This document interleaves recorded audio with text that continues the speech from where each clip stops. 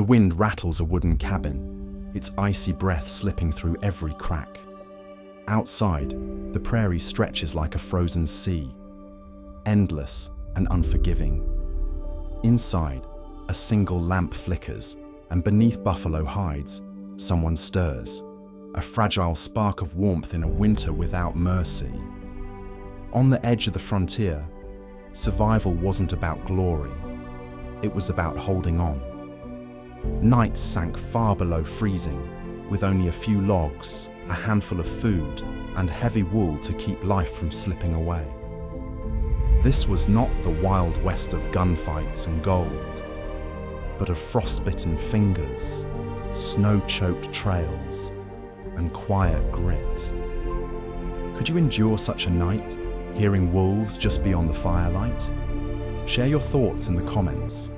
Where are you listening from? And is it morning, evening, or night for you? Now dim your screen and relax into the night. The blizzard arrived not with warning, but with a slow thickening of the air. By dusk, the prairie sky had lost its colour, fading to a pale, smothered grey. The horizon itself disappeared, as though the earth had simply run out of space. Then came the wind, low at first, a distant moan, almost like the groan of a church organ far away in a valley. Soon, it rose to a howl, pressing against the log cabin with the force of a giant's hand. Inside, the walls shivered. The gaps between the timbers had been filled as best they could with mud, clay, and bits of fabric, yet still the cold found its way through every crevice. The cabin was a single room, rough-hewn and narrow, with a loft for the children above. In the centre, a cast-iron stove gave off a steady heat, though the fire within it was greedy, devouring the wood that had taken weeks to chop and stack. Every log burned was both comfort and worry. A woman bent low near the stove, her hands working with slow patience. She stirred a pot of beans and dried venison, the aroma faint yet steady, a promise that the night would not be empty-bellied. Her husband paced by the window, listening. Beyond the shuttered boards, the storm scratched like claws on the glass. Their children huddled in quilts upstairs, 2 pairs of eyes peeking down through the loft slats. The quilts were patched from old shirts, old skirts, even bits of feed sacks, each square a memory sewn into warmth. The children whispered to each other about whether the storm might blow the cabin away. Their voices were hushed, but the mother heard, and she smiled faintly, calling up to them. The cabin is strong. It was built to stand. So are we. The father stopped pacing and pressed his palm to the window frame. The cold bit through the wood. It's going to be a long night, he murmured. His breath rose in little clouds, even indoors. He fetched another log, set it carefully on the fire, and watched sparks leap upward, scattering like tiny stars. The storm worsened. Snow, driven by the wind, rattled against the roof and walls with a sound like gravel tossed from the sky. Now and then, the timbers popped and groaned, settling under the strain. Yet the family carried on with their small rituals of survival. The children were told to keep their socks on, even in bed. Wool held heat better than bare skin. The woman wrapped a scarf around her shoulders while stirring the pot, and the man tied strips of old burlap around the bottoms of the door to keep out drifting snow. The firelight painted the room in amber, flickering against the log walls. Shadows stretched and shifted as the wind howled, but within that circle of light, there was a fragile kind of safety. The family sat close together now, bowls of food warming their hands. The beans were simple, the venison stringy, but the meal carried with it the comfort of being full, if only for tonight. "Do you think the storm will last till morning?" the boy asked, his voice soft. The father considered before answering. "Sometimes it lasts a night, sometimes longer. Out here, the weather listens to no one." He paused and then added gently, "But every storm ends, sooner or later." The girl, younger and wide-eyed, asked, "What if the fire goes out?" The mother reached over, brushing her daughter's hair back from her face. "Then we will make it again. We always do." The fire popped, sending up a tiny flare that briefly lit the father's face. In that glow, one could see both weariness and determination, the marks of a man tested by seasons harsher than most could imagine. For this was not the first storm, nor would it be the last. Outside, the prairie had vanished beneath a tide of snow. The world was blind and blank, with only the scream of the wind to remind anyone that there was still life somewhere within it. Trees cracked in the distance under the weight of ice. Wolves, too, had gone silent, for even they knew better than to fight a blizzard. Hours passed in that tiny cabin. The children drifted to sleep beneath their quilts, their breaths shallow and even.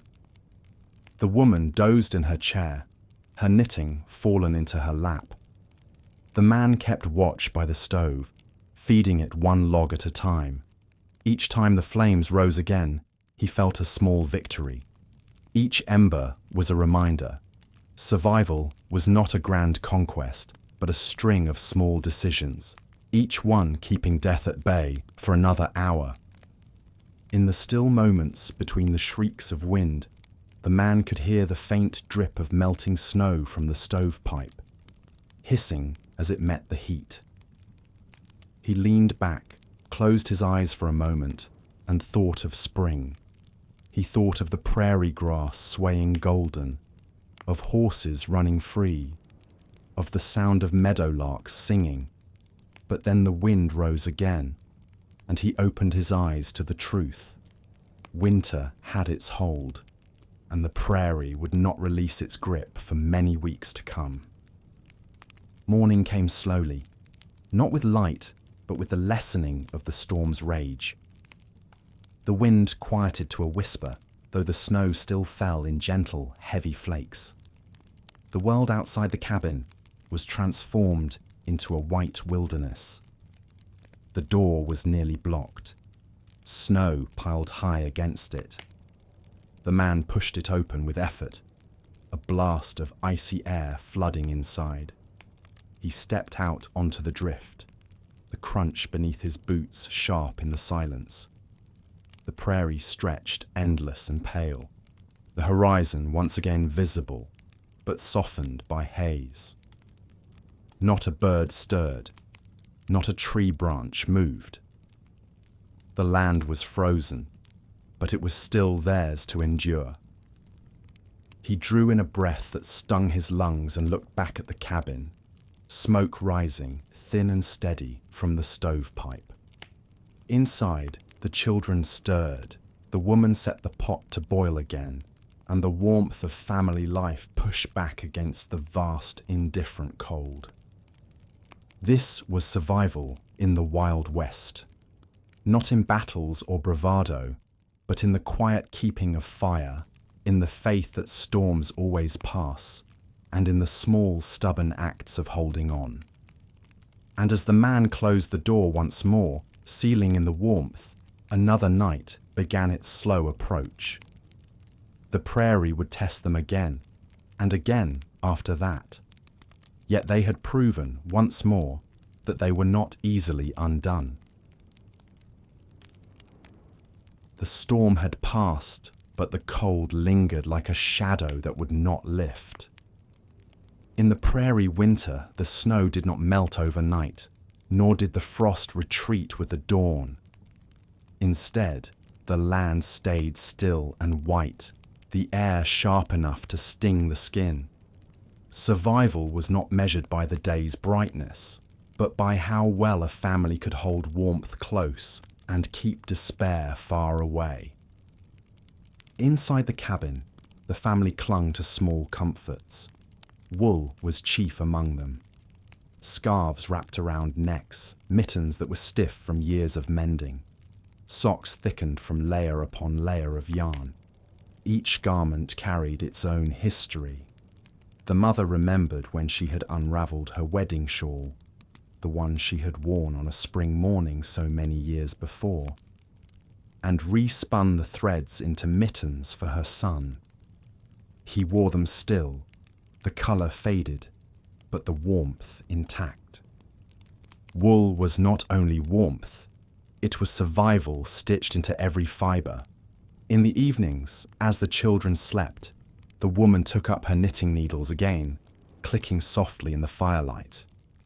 She would turn scraps into something new. A patch for a worn sock, a sleeve for a drafty shirt, or a scarf for her daughter, who had begun to cough at night. Each stitch was steady, careful, and almost prayerful, as though the act itself was a ritual of hope. The man, for his part, relied on something else to steady him. A small flask of whiskey sat on the shelf, hidden behind jars of dried beans and pickled cabbage. It was not a thing to be wasted, nor to be indulged in recklessly. It was a medicine, a comfort, and sometimes a shield against the cold that seeped into his bones, no matter how many logs he stacked onto the fire. He would pour a thimble's worth into a tin cup, hold it in his hands until the liquid warmed, and then sip slowly. The burn reminded him he was still alive, still anchored in his body, still more than a shadow in the snow. But whiskey was not enough. The family leaned too on whispered prayers. At night, when the wind began to rise again and the walls creaked under its pressure, the mother would draw the children close. They knelt on the floor beside the bed, their voices low and uncertain at first, repeating words she had learned as a girl in a warmer, greener place. The boy's voice grew stronger, steady in its recitation, while the girl's tone carried a lilting softness. The father, quiet at first, would sometimes join in, his deep voice weaving through theirs like a low hum. The prayers were not elaborate. They were not grand sermons or fiery declarations. They were simple, a plea for safety, for warmth, for the return of spring. They asked for the fire to last through the night, for the woodpile not to dwindle too soon, for the children's health to remain steady. In a land where the sky itself could turn deadly, prayer was less about faith in miracles and more about the steady rhythm of hope. Outside the cabin, the prairie wore silence like a cloak. Snowdrifts reached the windowsills, and the frozen creek nearby gleamed like a silver ribbon under the pale sun. The man ventured out one morning, breaking through the crust of ice with each step, carrying a small axe at his side. His task was to fetch more wood. The cold pressed in, biting at his cheeks, stiffening his beard with frost. Every breath was a sharp sting in his lungs. He reached the woodpile, buried halfway in snow. Brushing off the top layer, he worked with gloved hands to split more logs, the crack of the axe echoing through the still air. Each swing was a reminder of necessity. Without fire, there would be no survival. The rhythm of the work kept him warm, though his muscles ached and his back protested. When at last he carried an armful back to the cabin, his wife met him at the door with a look of quiet relief. Inside, she had warmed a small stone near the fire, wrapping it in cloth before tucking it into the children's bedding. The warmth spread slowly, keeping their little bodies from shivering through the night. It was an old trick, passed down through generations, one of many small acts that made the difference between comfort and misery. Meals grew simpler as the winter deepened. The venison dwindled, the beans grew fewer, and the pickled cabbage, though sour, became a staple. The children sometimes longed for sweetness, a taste of honey, a slice of apple, but such luxuries were rare. Instead, their mother sweetened hot water with a spoonful of molasses, a treat that seemed like dessert in the coldest of months. The nights were long. Sometimes the family sat in silence, listening to the wind scrape at the roof like claws. Other nights, the father told stories of his own childhood in a faraway place, where winters were gentler and rivers didn't freeze so easily. The children listened wide-eyed, as if he were speaking of a dreamland. "Do you miss it?" the boy asked one evening when the story ended. The father stared into the fire, his face shadowed by the glow. "I miss the green," he admitted softly. "I miss the sound of running water in spring. But I do not miss leaving. I would not trade this life, hard as it is, because it is ours." The girl, half asleep in her quilt, whispered, "Then I will never leave, either." The mother smiled faintly, stroking her daughter's hair. She knew, though, that children always dreamed of leaving, of finding something beyond the horizon. Yet in that moment, within the small circle of warmth, it was enough that they were together. The prayers continued each night. Sometimes the mother's voice trembled with fatigue. Sometimes the father's lips barely moved. But the ritual endured. Wool, whiskey, and whispered words. These were their armor against the relentless cold.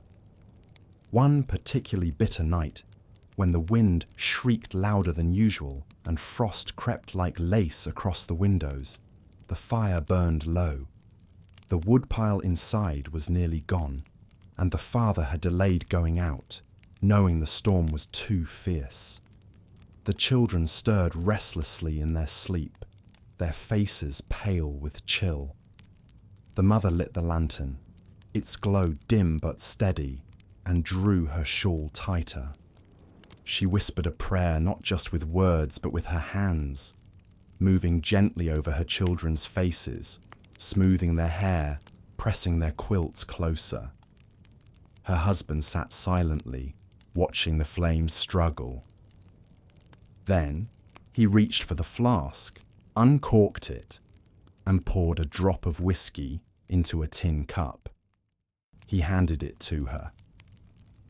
She took a sip, the burn travelling down into her chest. For a moment, warmth bloomed, and she breathed easier. They passed the cup between them, each sip small, almost ceremonial. When the last drop was gone, the fire gave a sudden crack, a burst of flame leaping upward, as though answering their prayer. The logs caught again, and heat spread slowly into the room. The children slept more soundly. The mother set the empty cup aside, and the father reached for another log, his hands steady once more. Outside, the storm raged on, but within the cabin, the family held their ground, wrapped in wool, steadied by whiskey, and sustained by whispered prayers. And though the night stretched on endlessly, they endured, one breath and one ember at a time. The days grew shorter still, and the nights deeper. The cabin, though it held warmth within its log walls, was a fragile outpost against the sheer immensity of the winter. Wood dwindled faster than the father could split it. The beans in their sacks grew lighter with every meal, and the venison strips hung high in the rafters no longer looked plentiful. There comes a moment in every long winter when necessity outweighs caution. For this family, that moment arrived on a morning when the fire burned low and the mother measured out the beans, her hand scraping the bottom of the sack. She looked at her husband, her expression steady but grave. "There will be enough for tonight," she said softly, but not for many nights more. The father nodded, already knowing. His eyes drifted toward the door, where snow had drifted high, and toward the window, where the prairie stretched blank and unforgiving. "I'll go," he said. The boy, sitting near the fire, looked up quickly. "Go where?" "To town," the father answered. "We need flour, salt, and more beans if we can get them. I'll bring back what I can." The mother said nothing at first. She was already gathering what he would need: a thick scarf, mittens patched at the thumb, and the pair of snowshoes that leaned against the wall. They were crude, fashioned from bent willow and strips of rawhide, but they had carried him before across the frozen ground. They would have to do so again. The children watched in silence as their father prepared. He wrapped himself in layers of wool and canvas, tugged his boots on tight, and pulled the scarf high across his face. His wife pressed a packet of dried meat into his coat, along with a small flask of water. "It will freeze quickly," she warned. He kissed her forehead, then placed a hand on each child's head. "Stay close to your mother. Keep the fire fed. I'll be back before you know it." With that, he shouldered a small pack, strapped the snowshoes onto his boots, and opened the door. A blast of icy air rushed in, swirling snow around the room, before he stepped out and pulled the door shut behind him. The silence afterward was immense. The children huddled closer to their mother as she returned to the stove, her eyes fixed on the fire, as though willing it to burn steady until his return. Out on the prairie, the man pressed forward. The snowshoes spread his weight, keeping him from sinking too deep, but every step was labor. The snow was thick, the wind sharp, and the horizon endless. The trail to town was 12 miles long. 12 miles of white wilderness, broken only by the occasional line of trees or the frozen curve of a creek. He walked with his head bowed against the wind, the scarf stiffening with frost where his breath escaped. His arms ached from balancing against the snowshoes, and his legs burned with the strain. Yet he moved steadily, counting each mile by landmarks he knew by heart. A crooked pine leaning against the sky. A frozen pond, its surface etched with cracks. A low ridge where the snow gathered deepest. As he trudged, he thought of his family. He pictured his son, bold but still too small to swing an axe. He pictured his daughter, her laugh soft even in the hardest of days. And he pictured his wife, her hands busy always, her face steady as stone. It was for them that he pushed forward. The prairie was vast, and in winter it played tricks on the senses. Distances stretched endlessly, and the horizon seemed to retreat as he approached it. He tried not to look too far ahead. Instead, he fixed his gaze on the next tree, the next fence post half buried in snow, the next shadow across the white. Step by step, he made his way. By midday, his legs trembled with fatigue. He paused behind a cluster of scrubby trees, their branches heavy with ice, and sat down on the snow. His breath came in ragged clouds, his fingers numb even beneath the mittens. He reached into his coat, pulling out a strip of dried venison. The meat was stiff, almost brittle with the cold, but he chewed slowly, letting the salt and muscle remind him of strength. He drank sparingly from the flask, knowing each drop was precious. Already, ice rimmed its edges. He tucked it back into his coat and leaned his head against the tree for a moment. The silence was total, broken only by the occasional groan of the wind. Could he make it to town? Yes, he told himself. He had to. There was no other way. He rose again, strapping his snowshoes tight, and pressed onward. The sun hung pale and weak in the sky, casting no real warmth. His beard was stiff with frost, his lashes clumped with ice. He thought of home, of the cabin with its flickering fire, of the smell of beans simmering on the stove.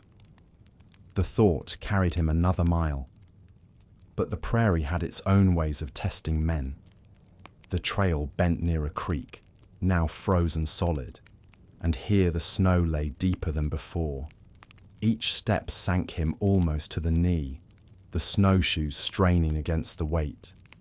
His breath grew ragged, his chest tight. He paused, leaning on his knees, and for a moment he thought he saw smoke on the horizon. A curl, faint and grey, rising above the snow. Town! He pressed on, heart lifting, but the smoke vanished, swallowed by the wind. A mirage, perhaps, or just his weary eyes playing tricks. The horizon remained empty, white and silent. The afternoon waned. Shadows lengthened across the snow. He had covered miles, but the distance left was uncertain. Town was close, he told himself, but close on the prairie could still mean hours. His legs ached, his back screamed, and every breath was a battle against the cold that tried to creep deeper into his chest. He stopped again, sinking onto a fallen log buried halfway in snow. He closed his eyes, just for a moment. The silence pressed in, heavy and strange. He thought of his wife's prayers, whispered each night.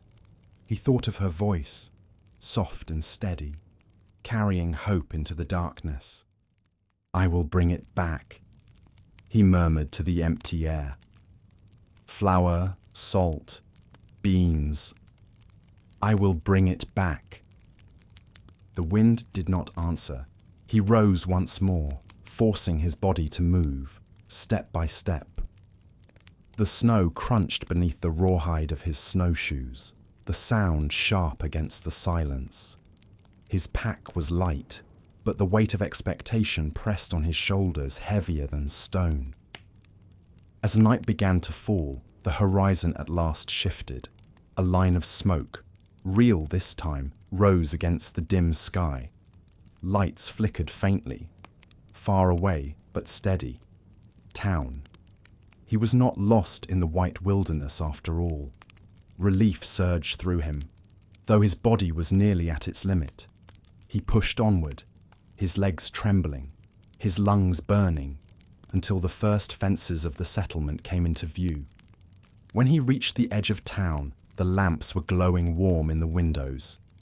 He staggered into the street, a figure half swallowed by snow and ice. A door opened, spilling light into the dark, and a voice called out in surprise.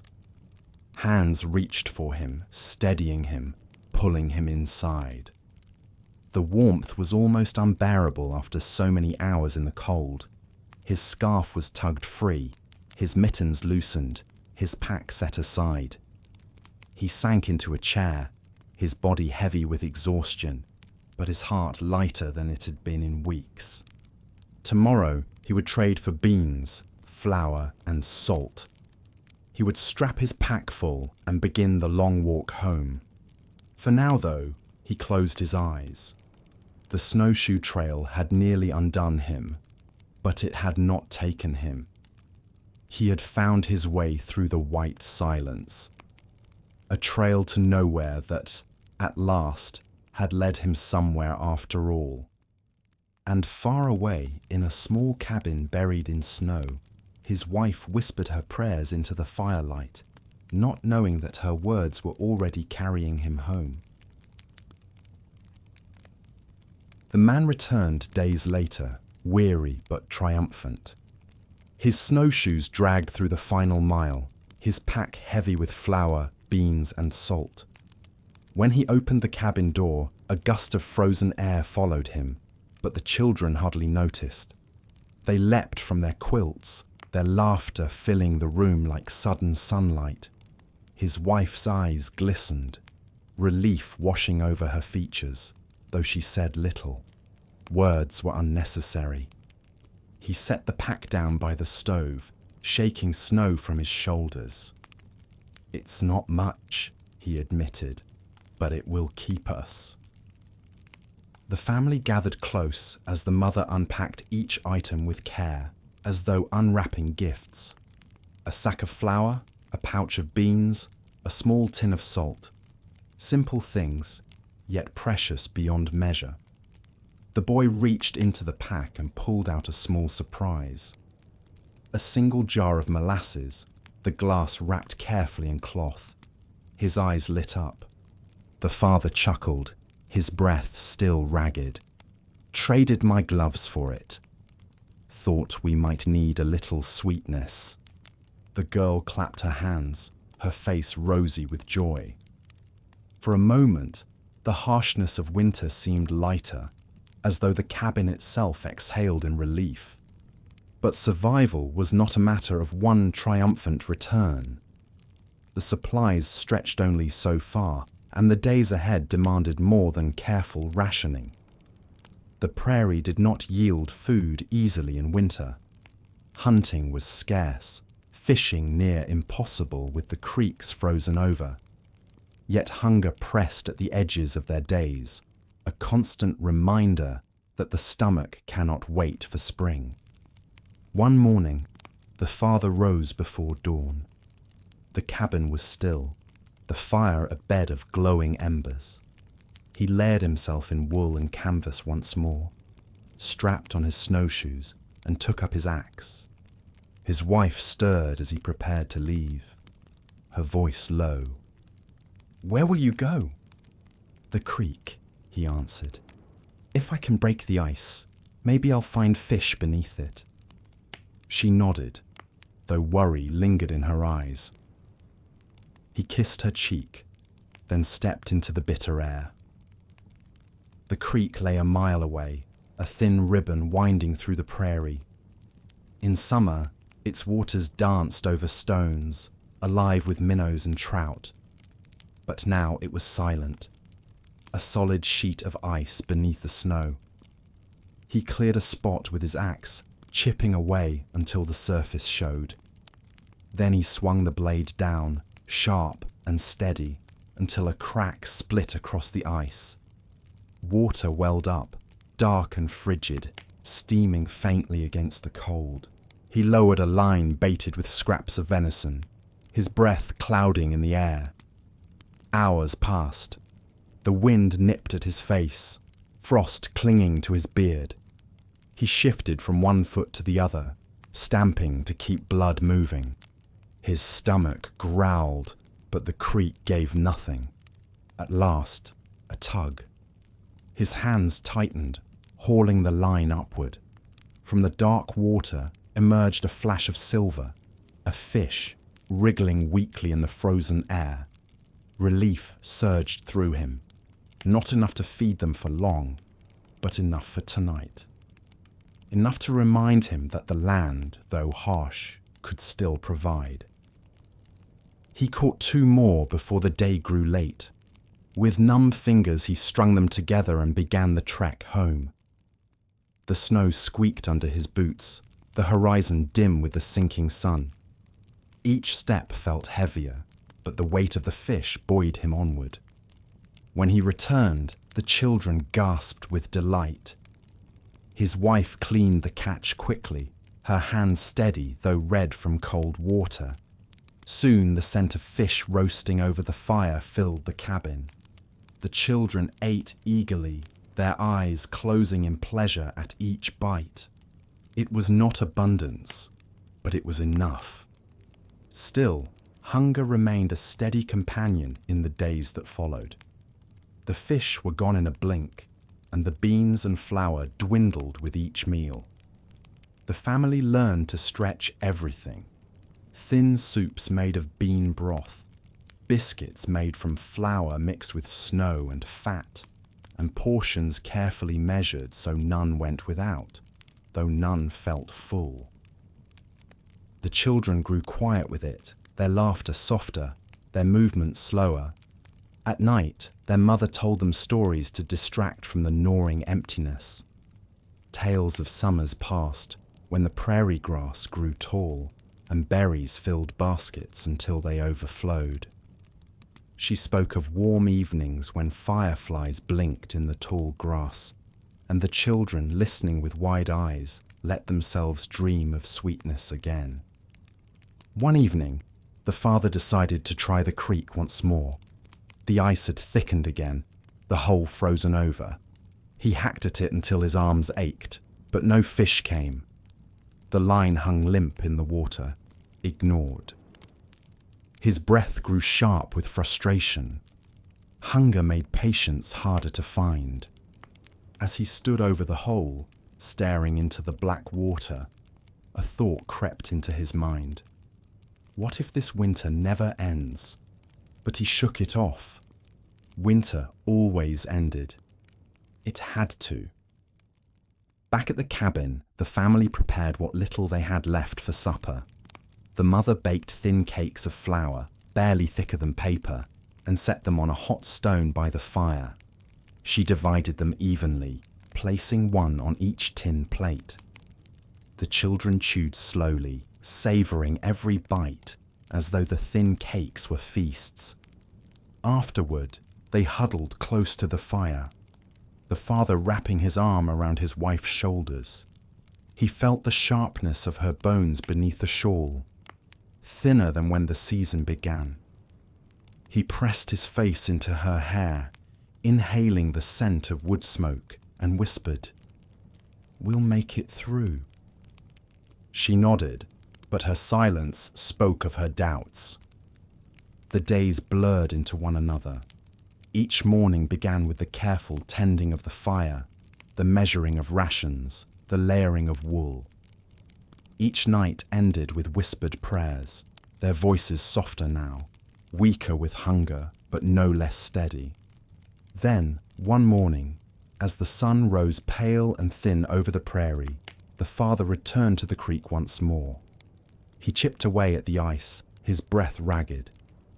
This time, the line tugged quickly, and when he pulled it up, 2 fish gleamed in the weak light. He laughed aloud, the sound carrying across the frozen air. Carrying them back, he thought of the children's faces, of the way their eyes would light with hope. He thought of his wife's relief and the warmth of her hand in his. When he stepped into the cabin, he held the fish aloft. The children cheered, their voices rising like birdsong. His wife met his eyes, her lips trembling with a smile. That night, as the family shared the meal, their hunger eased for a little while. The fire crackled, the cabin glowed, and their hearts felt lighter. But the father knew, even as he ate, that hunger would return with the dawn. Winter was long, and the creek would not always be generous. Survival was not about defeating hunger once and for all.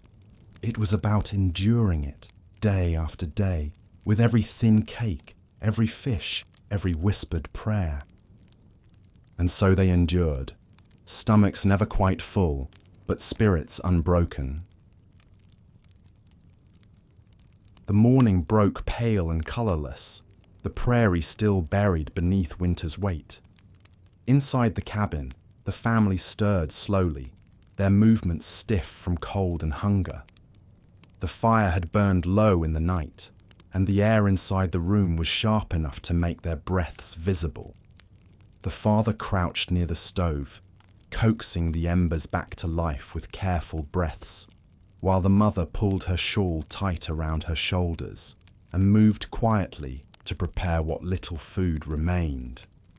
The boy rubbed his eyes, then sat up beneath the quilt, listening to the sound of his father's breath against the fire.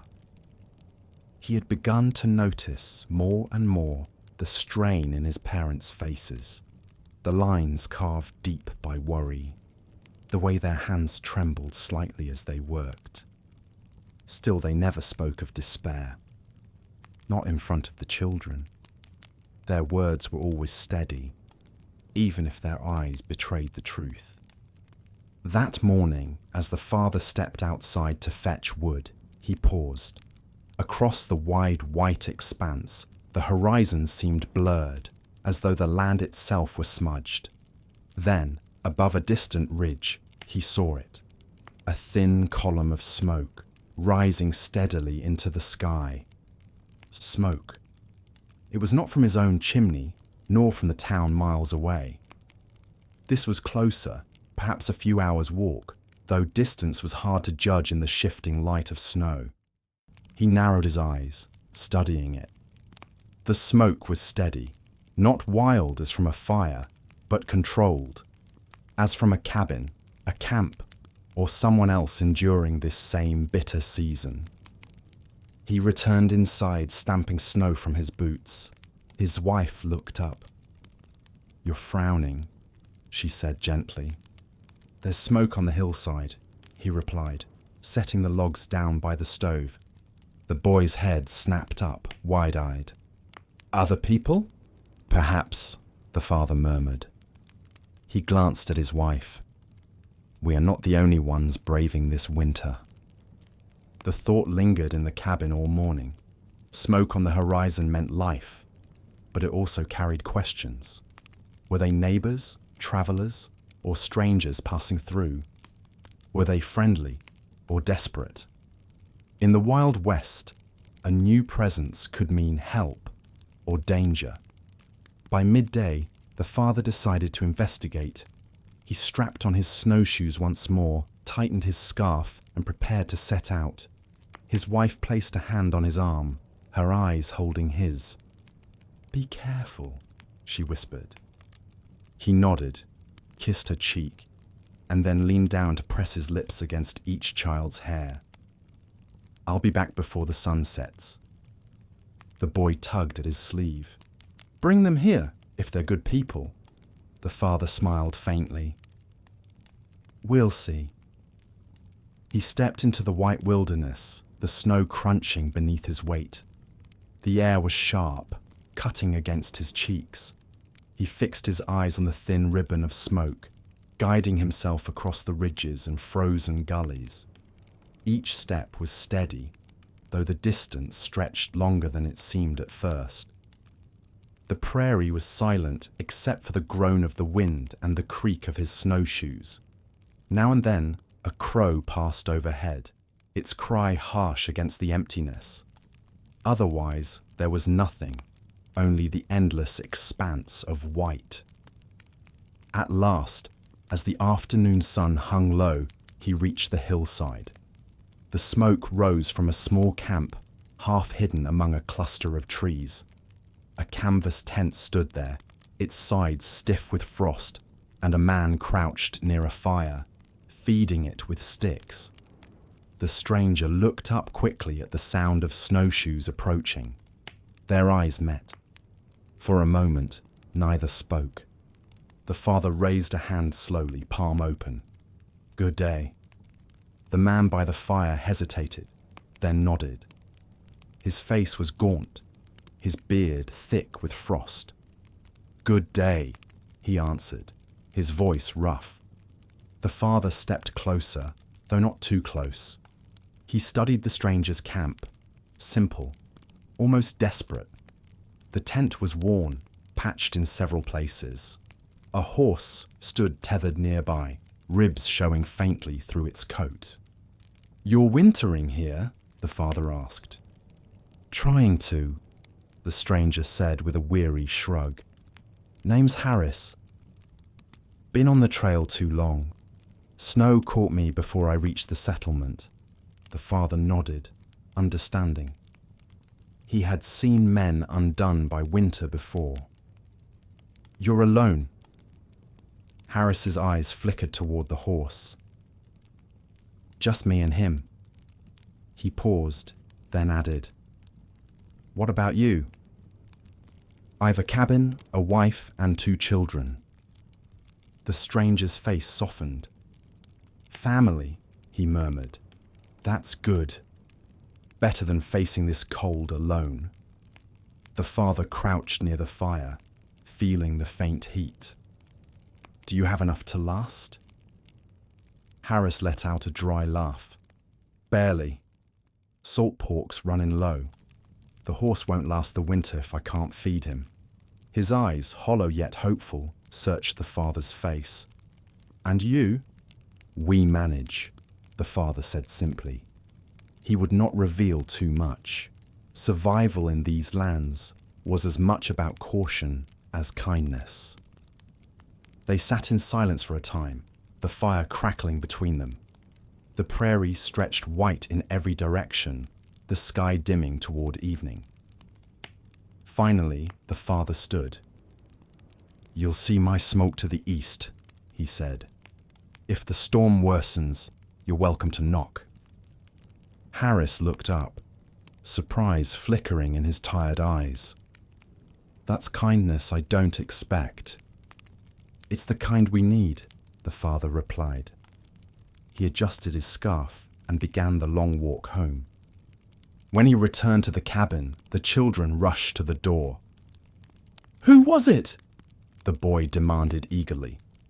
A traveller, the father answered, brushing snow from his coat. He has a camp in the trees. Alone, the mother's brow furrowed. Can he be trusted? The father shrugged, setting his snowshoes aside. Time will tell. But he's no threat for now. Just a man trying to survive, same as us. That night, as the fire crackled, the family spoke quietly of the stranger. The boy was eager to meet him, imagining stories of the trail, of faraway places and adventures. The girl, more cautious, clung to her mother's arm and whispered, "What if he takes our food?" Her mother kissed her hair. "Then we will share only what we can spare. Kindness is a choice, little one, and it is never wasted." The father sat silently, listening to the wind outside. His thoughts lingered on Harris's gaunt face, on the thin horse standing shivering in the snow. He knew well the thin line between endurance and collapse. Smoke on the hillside was not just a signal of another's presence. It was a reminder of the fragile thread that tied all of them together on this endless prairie. For days afterward, the smoke rose steady from the distant camp. Sometimes, when the father stepped outside to chop wood, he paused and watched it curl into the sky, a sign of life, a small tether between strangers. In the silence of the Wild West winter, it was comforting to know that somewhere beyond the ridge, another soul kept their fire burning, refusing to yield. And though their stomachs still ached with hunger, and the cold pressed through every seam and crack, the family found strength in that simple truth. They were not alone in the vastness. Somewhere out there, another fire burned against the winter's hand, and perhaps, when the storms grew fiercest, that fire would mean the difference between despair and hope. The prairie winter was not only a battle against hunger and cold, it was a test of the body itself. Frostbite and cracked skin, aching joints and raw knuckles, small wounds that could fester if neglected. Out here, survival was often decided not by the great struggles of storms or famine, but by the little things. A cut that turned to infection, a chill that settled into the lungs, or a blister that kept a man from swinging his axe. The family knew this well. Every day, as the cold tightened its grip, they tended not only to their fire and food, but to their own fragile bodies. The mother's hands, red and rough from washing clothes in icy water, burned with pain at night. The father's knuckles cracked until they bled, the skin split wide from chopping wood in the cold air. Even the children suffered, cheeks wind-chapped, lips dry and bleeding, their small fingers stiff with cold even beneath mittens. In towns and cities there might have been ointments, medicines or doctors to call upon. But on the wide, empty prairie, there were only old remedies passed down from elders, whispered by neighbours, or remembered from another time and place. The family had learned to use whatever the land and their pantry offered. One such remedy was simple, strange, and effective: bacon grease. When the father split his knuckles wide on the axe handle, his wife took what little fat remained from their salted pork and rubbed it gently into the wounds. The grease softened the skin, eased the sting, and sealed the cracks against the cold. The smell was sharp, salty, lingering on his hands even after it sank into the flesh. But by morning, the skin was less raw, less angry. For burns from the stove or lantern flame, she used the same, pressing a cloth dipped in cooled grease against the wound, whispering softly as though her words could carry healing. And when the children's lips cracked until they bled, she dabbed the grease with her fingertip, soothing their pain with both touch and tenderness. Burlap, too, became a tool of survival. Old sacks, too rough for clothing, were torn into strips and wrapped around boots to hold in warmth, or tied around mittens when the wool wore thin. The boy, eager to help his father with chores, wore burlap bindings over his small boots whenever he followed him outside. They were itchy and coarse, but they kept the snow from biting straight through the leather. At night, the family sometimes soaked strips of burlap in hot water, wrapping them around sore joints or stiff muscles. The warmth seeped in slowly, easing the ache for a little while. When the cloth cooled, it was hung by the fire to dry, ready to be used again. These were not remedies born of abundance, but of necessity. The Wild West did not offer luxuries, it demanded creativity, and it rewarded those who could turn scraps into salvation. The children found humour in it sometimes. When their father came in with hands shiny from grease, the boy laughed. "You smell like supper," he teased, though his voice carried affection. The father ruffled his hair with those same greasy fingers, leaving the boy squealing and wrinkling his nose. Even the mother, weary as she was, allowed herself a smile at such moments. She knew that laughter itself was a remedy, one that softened the sharp edge of hardship. Yet behind every smile was the knowledge that such measures were fragile.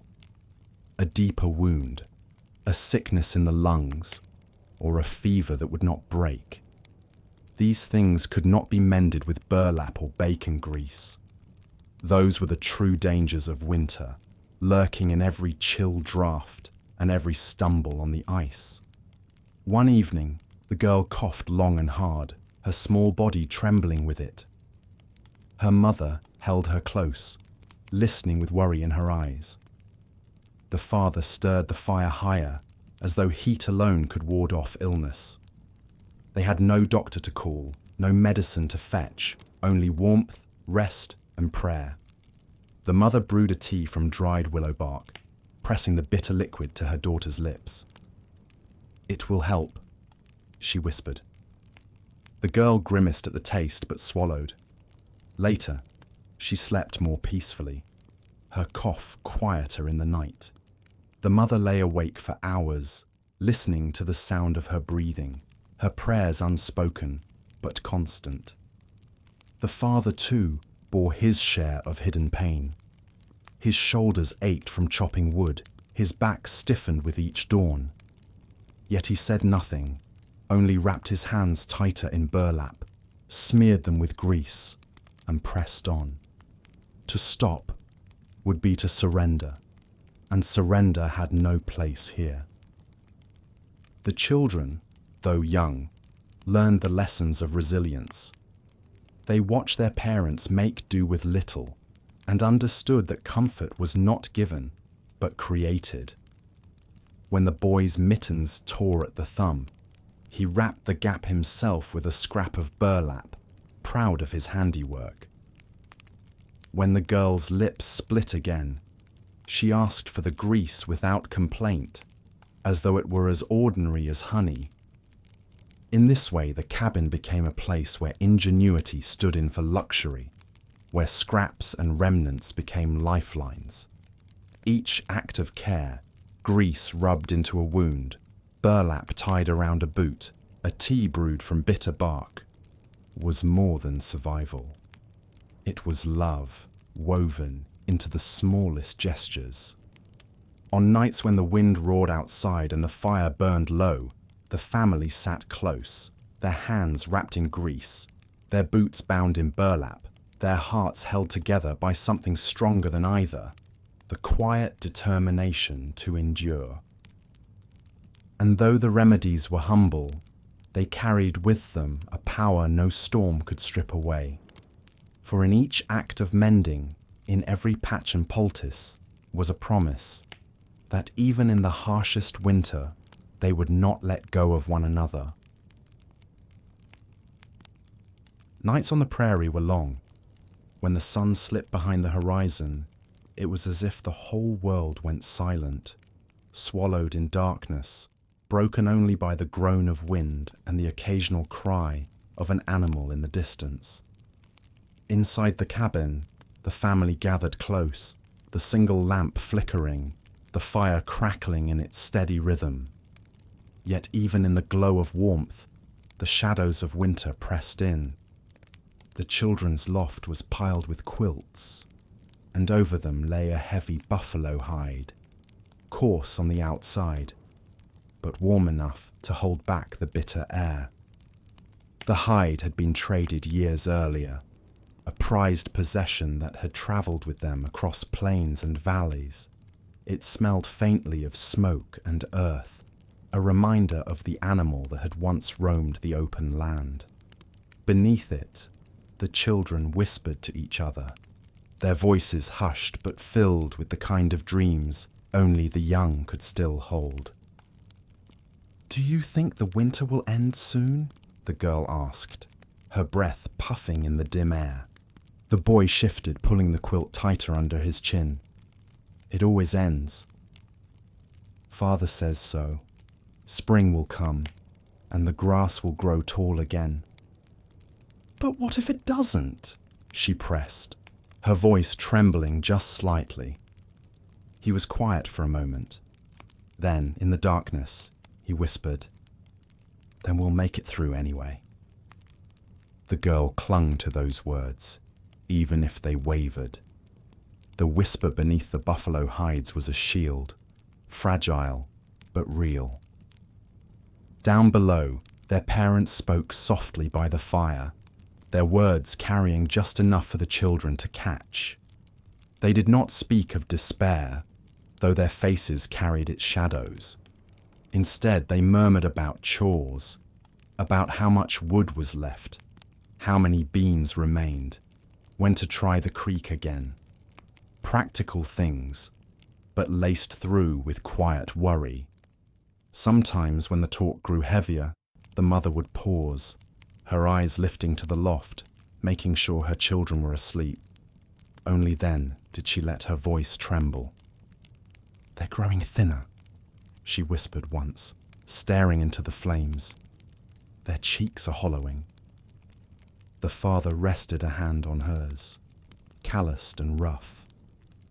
"They're strong. They'll endure."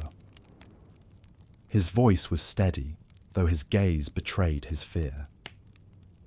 It was in the quietest moments, when the fire burned low and the world outside was still, that the children whispered their dreams. They spoke of green fields and sweet berries, of horses running through tall grass, of rivers that sang in the spring thaw. They whispered about summer nights filled with fireflies, about warm bread pulled from the oven, about days when hunger was only a memory. The boy liked to dream of adventures. He whispered of riding across endless plains, hunting buffalo, and finding new lands beyond the horizon. The girl dreamed of simple things, of a dress sewn from bright cloth, of pies filled with apples, of a warm bed where the wind could never creep in. Their whispers rose and fell like lullabies, carrying them towards sleep. Beneath the buffalo hides, they found a world larger than the small cabin walls, a world untouched by the cold. The parents too found comfort in whispers. At night, when the children's breathing grew soft and steady, the mother leaned her head against her husband's shoulder. "Tell me something warm," she would murmur. He would think for a long moment, then speak of their first summer on the prairie. He told her of the wheat fields swaying like golden seas, of nights when they lay in the grass listening to the hum of crickets, of mornings when the sun rose red and full over the horizon. "Do you remember?" he would ask softly. "I remember," she whispered back. And for a little while, their hearts were carried from the winter's grip into those sunlit days once more. Outside, the wind rattled the shutters, clawing at the walls as though it meant to pry them open. The buffalo hides above grew heavy with frost along their edges, yet the children slept on, warmed by both hide and hope. There were nights, too, when fear broke through their whispers, when the girl dreamed of wolves pressing against the cabin walls, or when the boy worried that the fire might die in the night. They would whisper to each other for courage, promising that if one woke, the other would stay awake too, so neither had to face the dark alone. The mother sometimes climbed the ladder quietly, slipping beneath the hide to lie between them for a while. She smoothed their hair, kissed their foreheads, and told them stories in a voice soft as snow. Old stories handed down by her own mother, of distant lands, of kings and castles, of ordinary folk who triumphed against impossible odds. Her words wove a blanket warmer than buffalo hide, carrying the children into dreams where the cold could not reach. In such moments, the cabin felt like a cocoon, fragile but protective. The storm might rage, the snow might pile high, but inside those walls, beneath those hides, the family wove their whispers into something stronger than fear. The father, sitting awake long after the others had slept, sometimes listened to those whispers drifting from the loft. He heard the children's soft voices weaving dreams, heard the faint laughter that still lingered despite hunger and cold. And though his heart carried the weight of worry, those whispers gave him strength. He fed the fire, added another log, and whispered his own silent promise into the night. They will endure. We will endure. And as the storm clawed at the cabin, as frost crept across the window panes, the family lay beneath their buffalo hides, bound together not just by blood or warmth, but by whispers, soft, steady, and unbroken. It happened on a night when the cold seemed sharper than ever, a night when the stars outside burned with a cruel brightness, each one glittering like shards of ice. The family had gone to bed later than usual, weary from the day's labours, the fire still glowing strong in the stove. The father had told himself it would last until morning. He placed one last log inside, shut the iron door, and climbed into bed with his wife, pulling the quilts up against his chin. But the prairie had a way of humbling even the careful. At first the cabin was still. The children breathed steadily in the loft, their small bodies tucked beneath buffalo hides and quilts. The father drifted into sleep, though rest came lightly, haunted by the weight of responsibility. His dreams were uneasy, filled with images of snow drifting higher, of wolves circling in silence. Then, silence, a silence too deep, too heavy. He stirred, half waking, and realized the crackle of fire was gone. No glow pressed against the walls. Only darkness, cold and vast, wrapped the cabin. He sat up quickly. His breath clouded in the air. The stove was dark, its embers faint, fading to ash. His stomach sank. The fire had died. In a cabin on the prairie, with snow piled to the windows, a fire was not comfort. It was life itself. Without it, the cold seeped in at once, creeping over floorboards, pressing through the walls, settling into the air until every breath cut like glass. The father rose, pulling on his coat with shaking hands. He lifted the stove's lid, searching for any trace of heat. A faint orange glowed in the ash, a tiny ember clinging to life. Quickly, he grabbed kindling, small sticks, and bits of bark, laying them gently atop the ember. He leaned low, blowing steadily, whispering to the fire as though it were a child he begged not to leave him. For a moment, nothing. Then a flicker, a small curl of flame. Relief washed over him, but it faltered just as quickly. The flame licked once, twice, and then died, leaving only smoke. His heart pounded. He tried again, this time striking flint to steel, sending sparks into the ash. But the wood was stubborn, too cold, too damp. The ember was gone. The fire was dead. By now, his wife had woken, pulling a quilt around her shoulders. She saw the dark stove and the look on her husband's face. Her own expression tightened, though she said nothing. She crossed the room, took the children's quilts from the loft, and wrapped them around the little ones, who stirred but did not wake. The father worked frantically. He piled twigs and kindling, struck the flint again and again, his fingers stiff with cold. Sparks fell, glowing for an instant before vanishing into the black. His hands trembled. The room grew colder by the minute. He thought of the woodpile outside, buried in snow. If he could reach it, he might split smaller logs to catch flame. But to step outside meant braving the bitter cold with no fire to greet him when he returned. His wife's eyes followed him, knowing his thoughts. She shook her head. "Don't go," she whispered. "Not yet." Instead, she took a strip of cloth, dipped it in the flask of whiskey, and held it near the flint. "Try again," she urged. He struck, sparks leaping into the soaked cloth. At last, a flame caught, weak but real. He fed it gently, coaxing it to grow, his breath steady, though his chest ached with fear. Slowly, the fire spread through the kindling, climbing from stick to twig, from twig to branch. The stove glowed faintly, then brighter. Heat returned in cautious waves, pushing back the cold. The father sank back on his heels, sweat on his brow despite the chill. His wife placed a hand on his shoulder, her relief silent but heavy. Together, they watched the flames rise, filling the cabin once more with their fragile safety.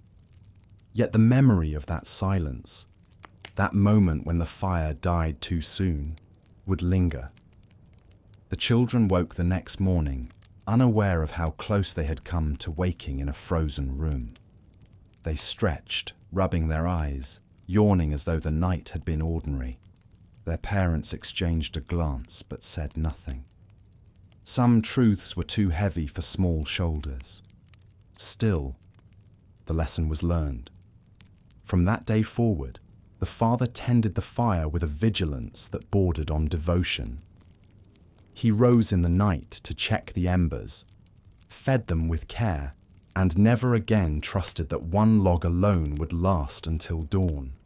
The fire became a member of the family, as alive as any of them. It demanded constant feeding, constant watching, constant care. And in return, it gave breath, warmth, and the gift of life itself. The children began to see it differently too. They no longer took the flicker of light for granted. They sat closer to it, stared longer into its flames, and whispered their secrets into its glow as though it might carry them into safety. On one such night, the boy asked his father, what would happen if the fire never came back?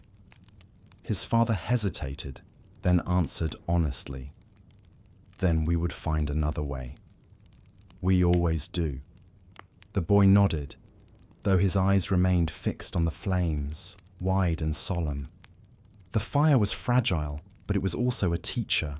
It reminded them daily of their own condition, small, mortal, and dependent on care. The Wild West demanded strength, but it also demanded humility. A single ember could decide a family's fate. And so they lived with the memory of that night, when the fire died too soon. It was a memory that sharpened their care, deepened their gratitude, and bound them closer still. For in the Wild West, survival was not a battle won once. It was a battle fought every day, every night, every breath. And sometimes, victory was nothing more than the return of a single flame in the dark.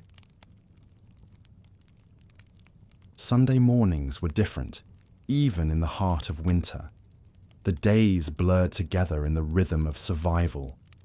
Chopping wood, tending the fire, scraping meals from dwindling stores. But Sunday carried a softer weight, a pause, a chance to remember that life was more than the struggle for warmth and food. On that morning, the family rose early. The father dressed first, pulling on his heavy coat, then helping the boy tie a scarf around his neck. The mother wrapped her daughter in layer after layer until she looked more quilt than child. The stove fire was stoked high so the cabin would not freeze while they were gone. Then, with mittens patched and boots bound in burlap, they stepped out into the bitter air. The church lay 2 miles across the prairie, a small wooden building painted white once, though the colour had long since peeled beneath sun and snow. Its steeple was plain, its windows narrow, but it was a gathering place, a rare sign of community in a world otherwise so empty. The walk was slow, the snow deep, the air sharp. Each breath turned to frost in the air. The children trudged bravely, though their cheeks reddened quickly in the wind. The father carried his daughter on his shoulders for part of the way, her mittened hands resting lightly against his forehead. At last, the building came into view. Its bell tower rose above the prairie, and from its edge hung icicles, long gleaming spears that glittered in the weak morning sun. The bell itself was half frozen, crusted with ice that made it groan when the rope was pulled. Yet the sound rang out, deep and steady, carrying across the land. The boy stared up at it as they approached, his eyes wide. "It sounds colder than usual," he whispered. His father smiled faintly. "Even bells feel winter's weight." Inside, the church was dim and plain, but warmer than the prairie wind. A fire crackled in a stove near the back, though it barely reached the pews. Families gathered slowly, stamping snow from boots, shaking frost from shawls and hats. Their breaths clouded in the air as they greeted one another with soft smiles and nods. For many, it was the only time in weeks they saw another soul beyond their own household. They shared news in hushed voices, whose cattle had survived, whose child had fallen ill, what rumours had come from town. There was no choir, no grand music, only the voices of ordinary folk rising together in song. The mother joined in, her voice soft but steady. The children hummed along, their eyes bright in the lamplight. The father stood tall, his voice low, blending into the chorus of neighbours. The hymns carried through the small wooden building, filling it with warmth no fire could provide. The preacher was a wiry man, with lines carved deep into his face, a man who had buried too many in winters past, yet his words were gentle. He spoke not of wrath or punishment, but of endurance, of faith in seasons yet to come. "Winter is long," he said, his voice carrying over the pews, "but even the longest night must yield to dawn. Even the deepest snow must melt to green." The congregation listened, their faces weary but softened. They understood the truth of his words, not promises of miracles, but reminders of cycles, that the prairie had its rhythm, and that all they needed was to last long enough to see it change. After the sermon, people lingered, reluctant to step back into the cold. Mothers compared notes on remedies for coughs. Fathers exchanged news of supplies. A boy offered another child a crust of bread, shared with shy generosity. Small acts of kindness, fleeting but precious, filled the wooden room. Outside, the bell groaned again, icicles trembling with each strike. The children tilted their heads back to watch them sparkle. "Will they fall?" the girl asked. "Someday," her father answered. "When the thaw comes, they'll drip and break, and the bell will ring clear again." The walk home was slower, the cold deeper after the warmth of the church. The family trudged side by side, their breaths steady clouds in the air. The boy asked questions about the preacher's words, about how long winter could truly last. The father answered with patience, though the truth was uncertain. "Longer than we wish," he admitted, "but never forever." Back at the cabin, the fire had burned low, but not out. The mother fed it quickly, warming the air once more. The children shed their layers, shaking snow onto the floorboards. Soon, the cabin was alive again with the sounds of cooking, the crackle of wood, and the laughter of voices still carrying the warmth of community. That night, as the children lay beneath their buffalo hides, they whispered of the church bell and its icicles.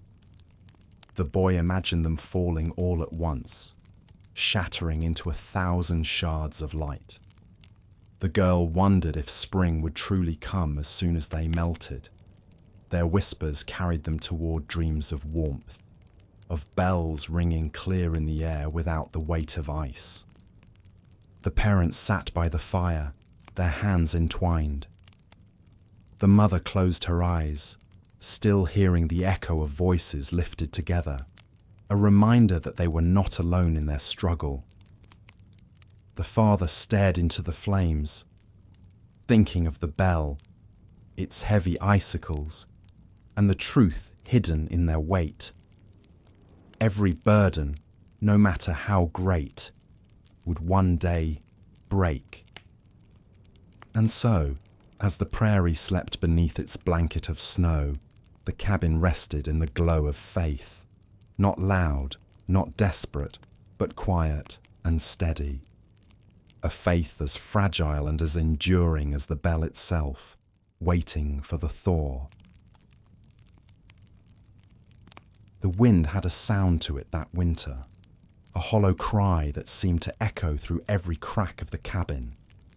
It was not the sharp shriek of a storm, nor the heavy groan of blizzards past, but a steady moan, low and mournful, like a voice stretched thin across the frozen prairie. The family grew used to it, though never entirely. It was the sound they woke to, the sound they fell asleep to, and sometimes the sound that haunted their dreams. The hollow wind seemed to carry with it another emptiness, one not of the ears, but of the stomach. Food had grown scarce again. The flour, though stretched carefully, was nearly gone. The beans rattled low in the sack. The salted pork, precious and rationed, was now just a memory. Even the molasses jar, once treasured like gold, had been scraped clean. Meals became smaller. Thin broths simmered in the pot, flavoured with what little fat or bone could be spared. The children ate slowly, savouring every drop, though their faces betrayed hunger that was never fully satisfied. The boy, once full of boundless energy, grew quieter. The girl's cheeks, once round and flushed, now hollowed, her eyes too large for her small face.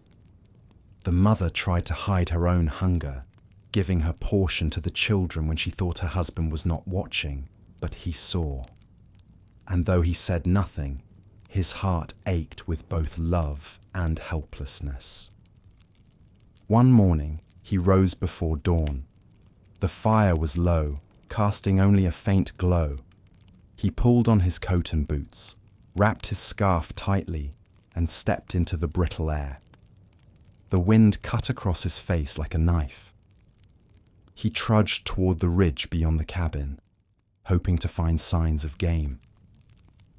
The prairie was endless, white and still. He followed tracks, rabbits perhaps, or foxes, but they vanished into drifts. He searched near the frozen creek, his breath steaming, his hands stiff. Hours passed with nothing. No deer, no hare, not even a bird brave enough to stir. Hunger pressed at him with every step, gnawing at his belly and tightening his chest. At last, he returned with empty hands. His wife met him at the door, her eyes speaking what her lips did not. The children looked up, hope fading from their faces when they saw. He lowered his gaze, ashamed, though it was not his fault. That night, supper was little more than hot water with a scrap of onion boiled in it. The children slurped it eagerly, pretending it filled them. But when they lay down beneath the buffalo hides, their whispers were thin, tired. The mother sat by the fire, her knitting idle in her lap. Her husband sat beside her, staring into the flames. Finally, he spoke. "Tomorrow I'll go farther. I'll follow the river south. There must be something." She touched his hand gently. "Don't go too far." He nodded, though he knew he would. Hunger had a way of pushing men beyond caution. The next day, he did go farther. He walked miles along the frozen river, snow crunching underfoot, wind biting at his face. He saw only emptiness, tracks that led nowhere, frozen grass bending beneath ice. His legs grew weak, his stomach hollow. Still, he pressed on, until at last he spotted movement in the distance. A small shape darted across the snow, a rabbit. His heart leapt. He raised his rifle, aimed, and fired. The sound cracked across the prairie, startling the silence. When the smoke cleared, the rabbit was gone. He searched frantically, his breath ragged, his hands trembling. At last he found it, a small body lying still in the snow. He lifted it, feeling both relief and sorrow at its fragile weight. One rabbit, barely enough for a meal, but it was something. When he returned home, the children's eyes lit up. The girl clapped her mittened hands. The boy grinned for the first time in days.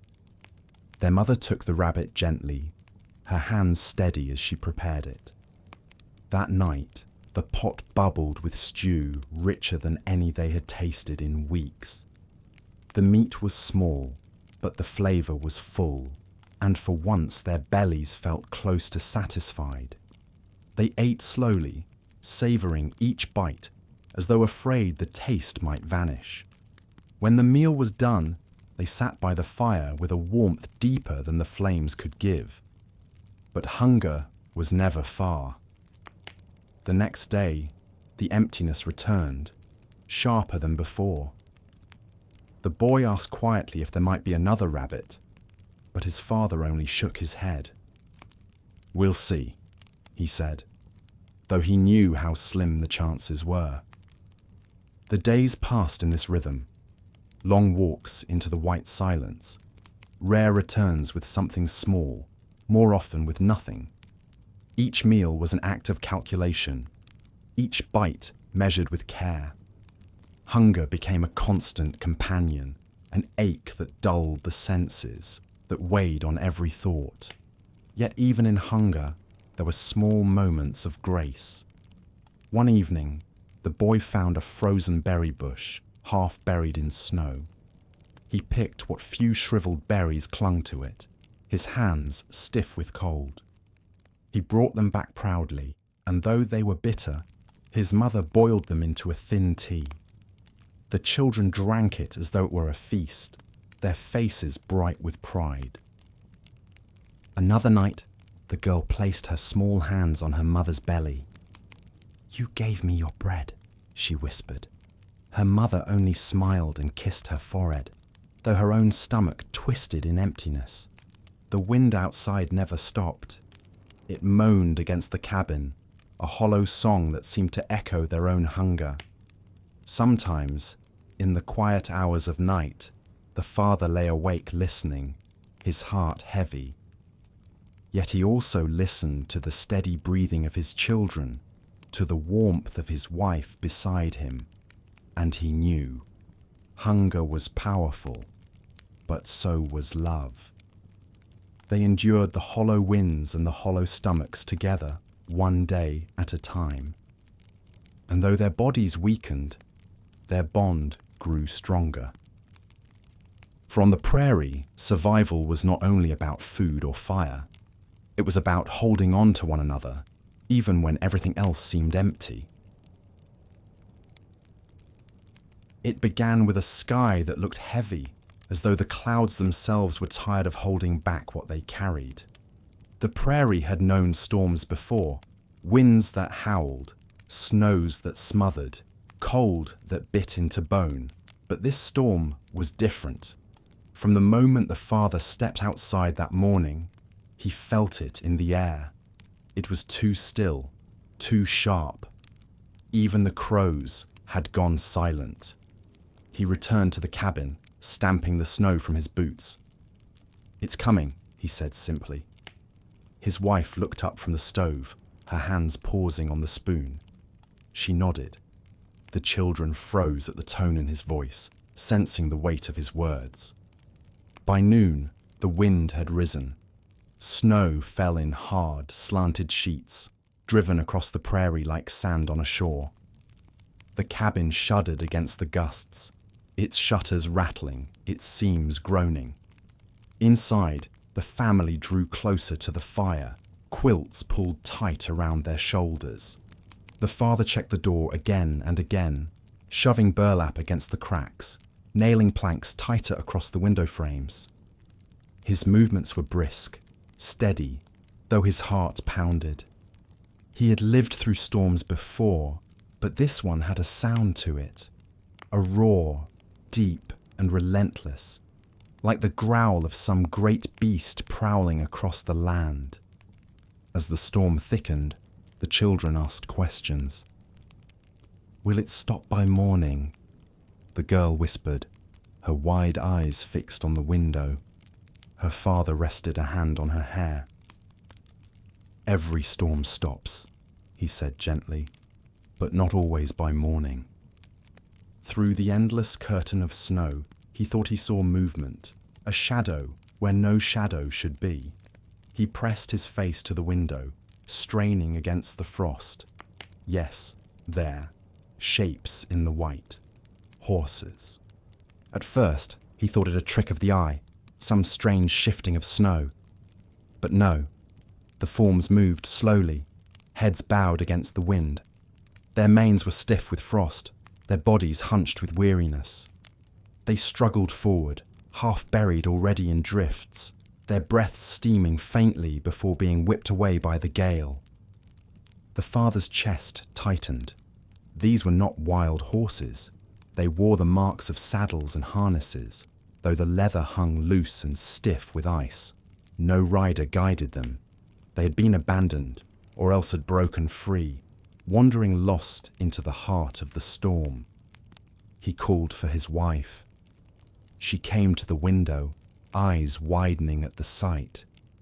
"They'll die out there," she whispered. "We all might," he replied, his voice low. He knew what she was thinking. Food, leather, hides, all precious. But he also knew the truth. They could not bring such beasts into their small cabin, nor could they tether them safely in the blizzard. The storm was too fierce. Still, his heart ached watching them. Horses were not only animals on the prairie, they were companions, lifelines, the very legs of survival itself. He thought of his own horse, lost years ago to an early frost, the grief of it as sharp as any he had felt for kin. The family stood silently, watching the shapes struggle until the snow swallowed them. Only the roar of the storm remained. Night fell, though the world was no darker than before.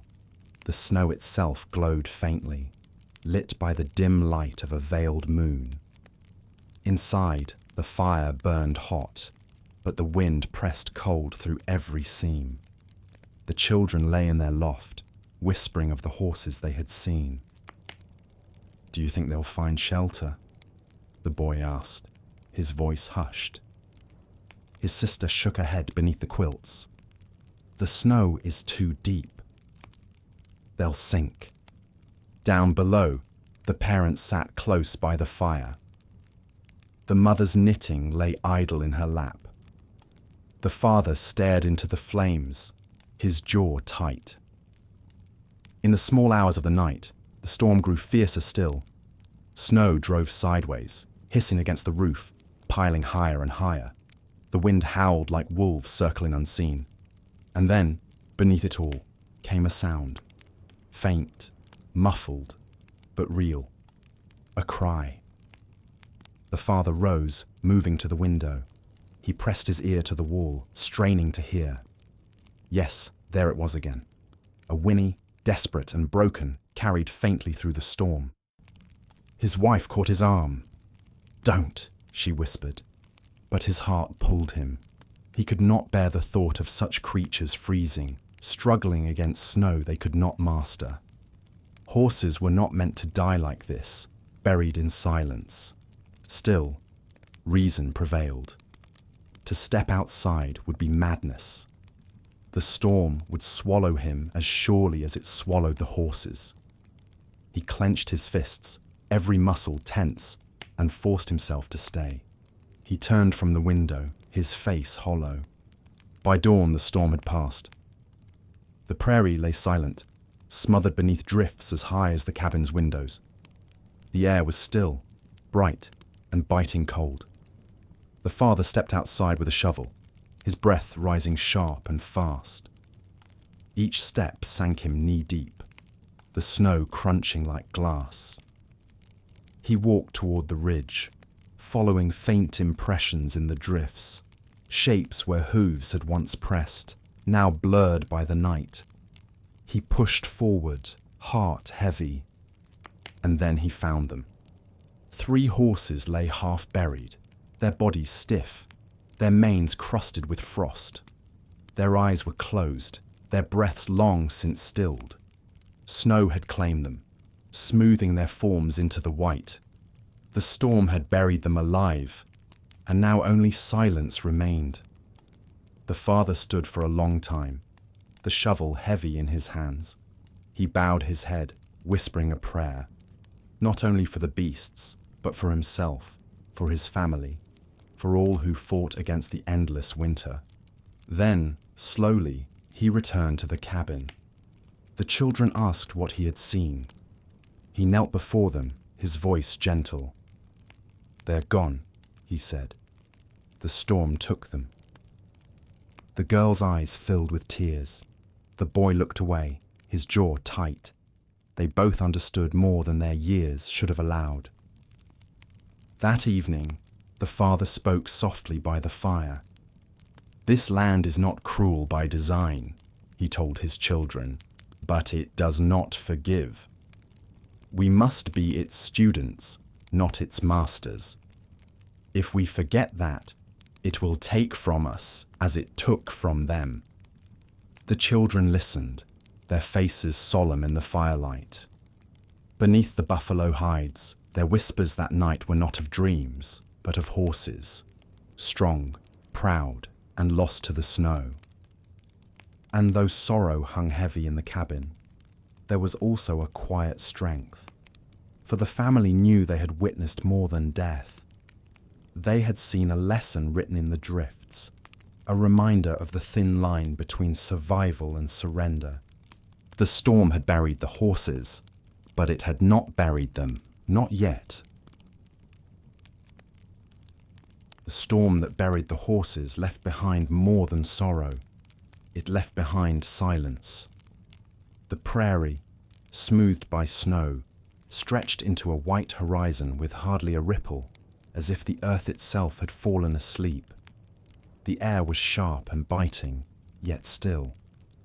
No cries of crows, no rustle of branches, just the faint hiss of wind across frozen drifts.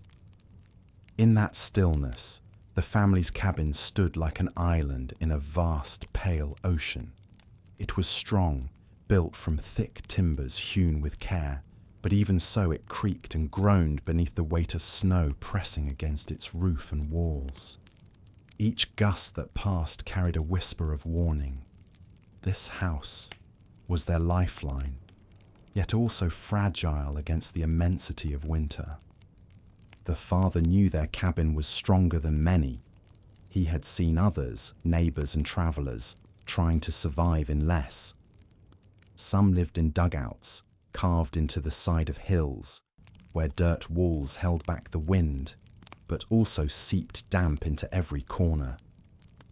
Others braved the cold in tents, canvas stiff with frost, patched and repatched until the seams could hold no more. Once, on a trip to town, he had passed by such a camp. 2 families huddled in a single tent, the cloth walls rattling like a drum in the wind. A small tin stove glowed faintly at its center, smoke curling out of a crooked pipe.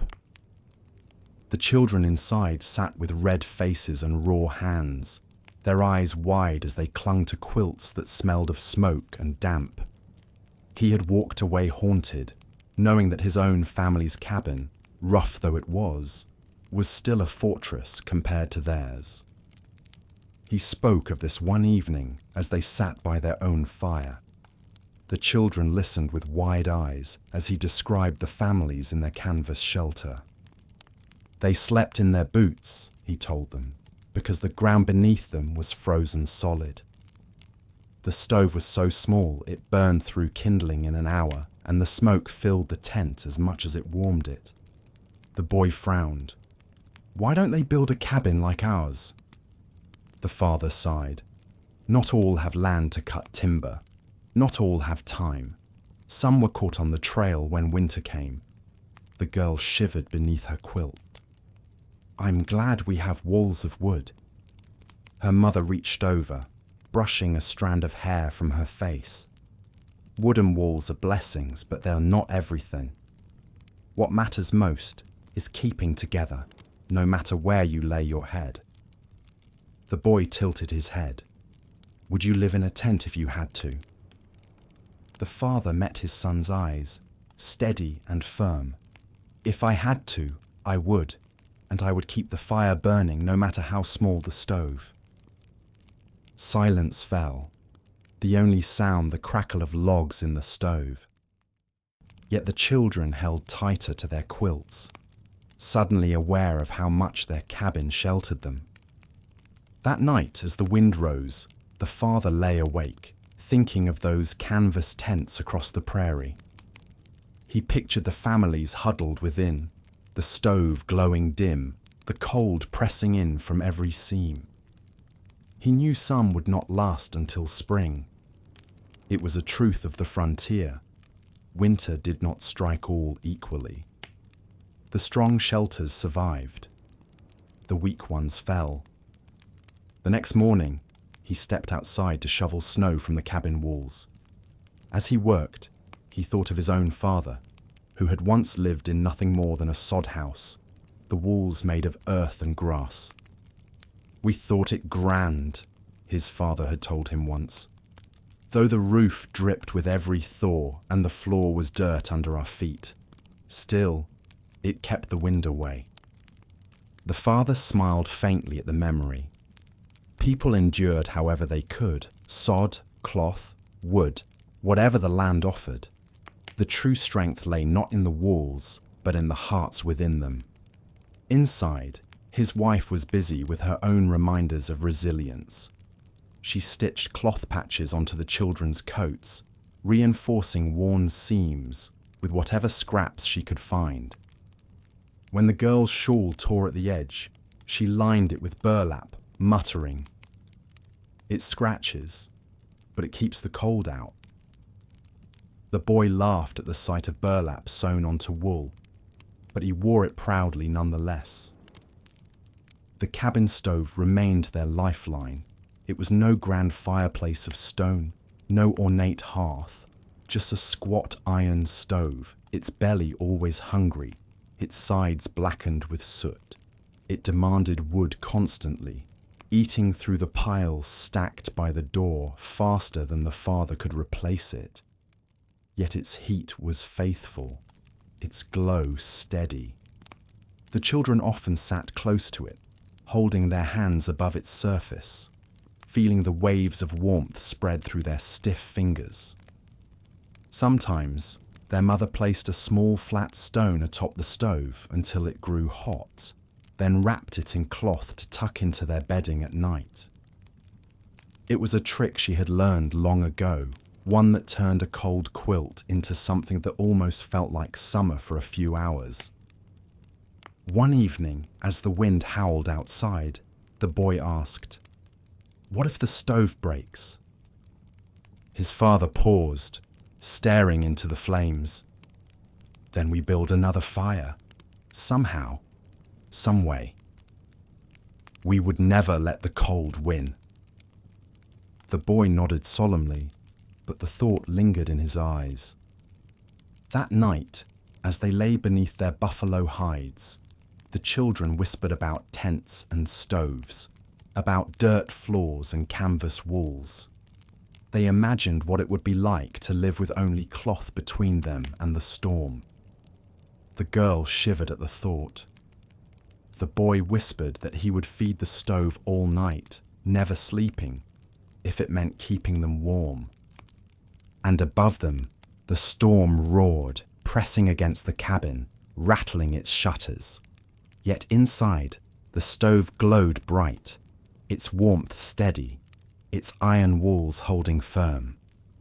In the end, it was not the wood walls or the stove alone that saved them.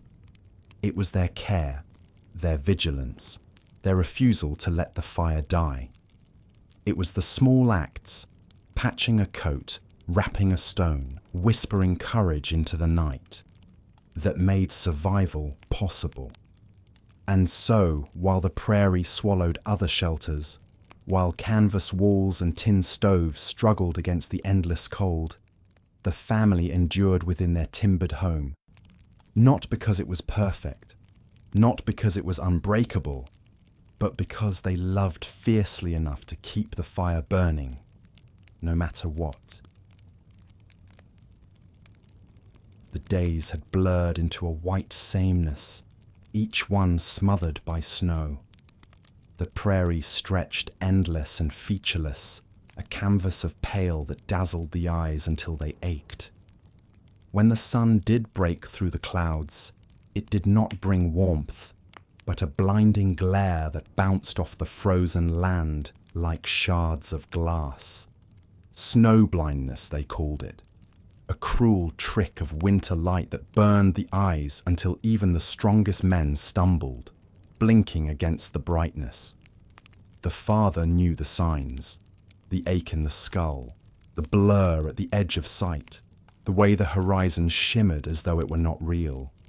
One afternoon, after hours of trudging across the drifts to fetch wood from a fallen tree, he returned to the cabin with his vision swimming. He stumbled at the door, leaning heavily on the frame. His wife caught him quickly, guiding him to the chair by the fire. "Your eyes," she whispered, seeing how he squinted, his lids raw and red. "Too much light," he muttered. He pressed the heels of his hands against his brow, willing the pain to ease.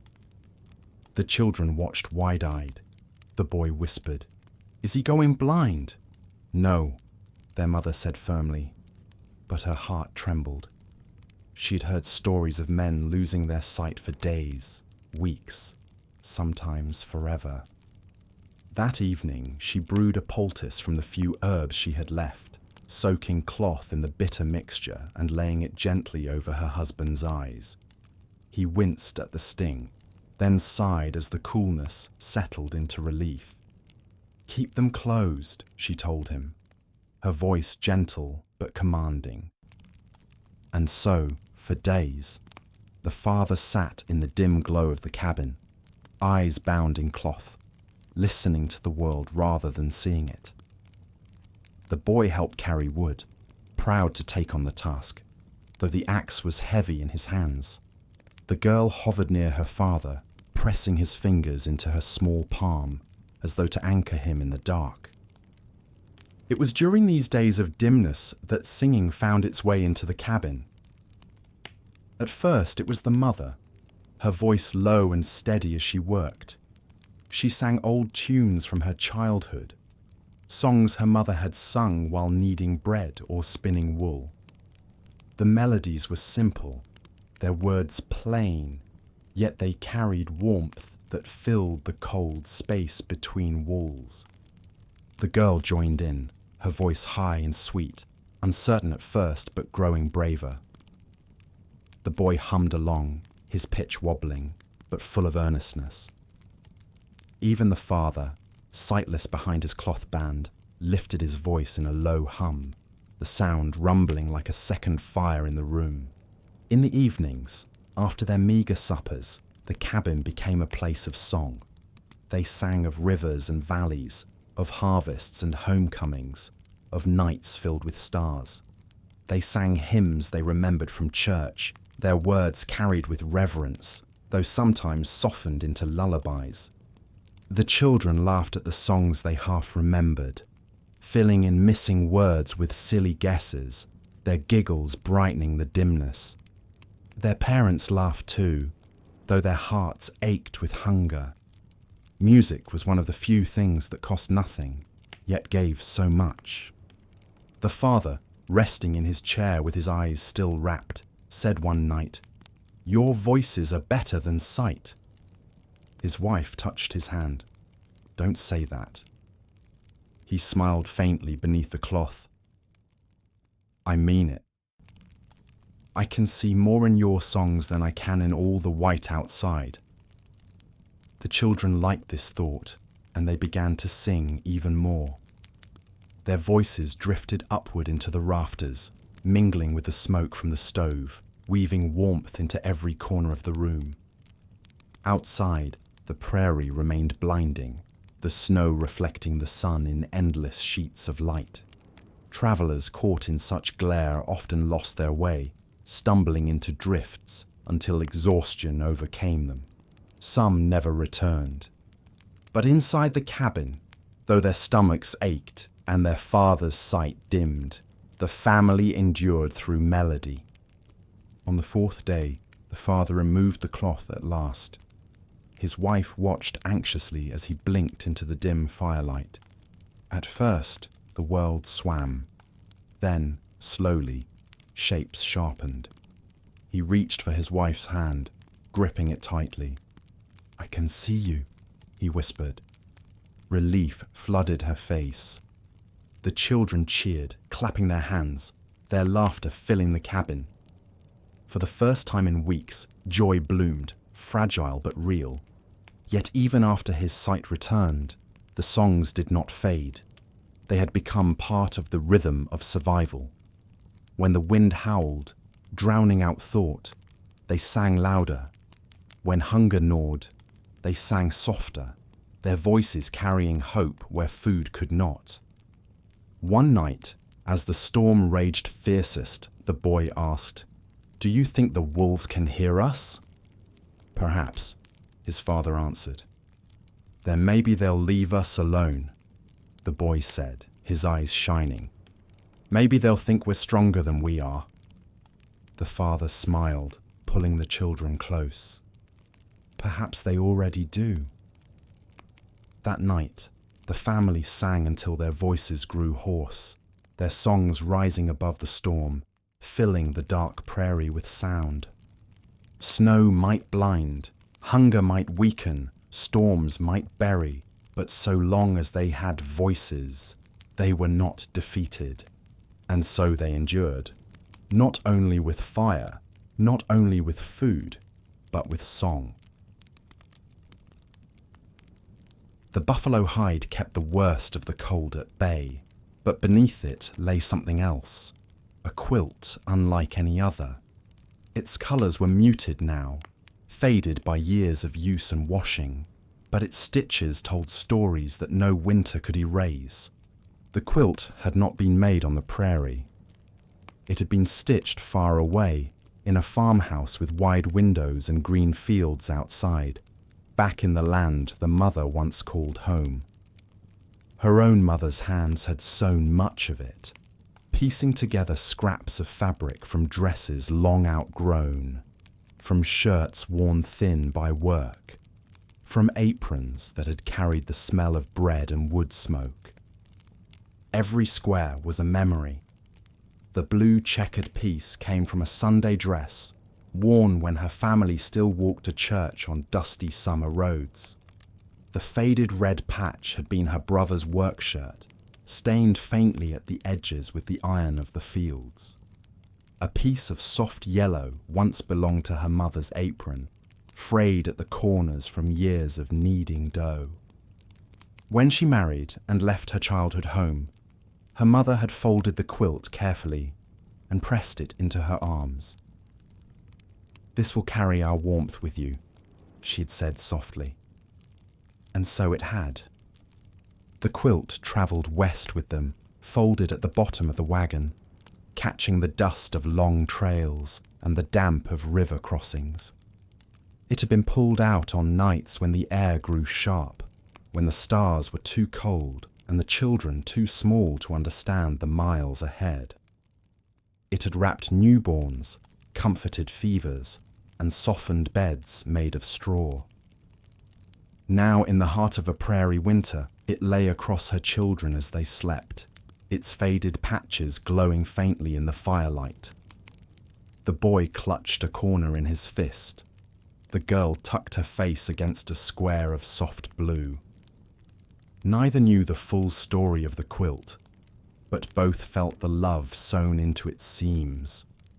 One night, as the wind rattled the shutters, the girl asked, "Mama, where did this quilt come from?" The mother smiled, smoothing the fabric gently. "From home," she said. "This is home," the boy insisted, though his eyes flickered with curiosity. She nodded. "Yes, this is home. But before this, I lived in another place. My mother made this quilt with her own hands. She gave it to me so I would never be without her warmth." The girl pressed her cheek against the patch of yellow. "It feels warm," she whispered. Her mother kissed her forehead. "That's because it carries love.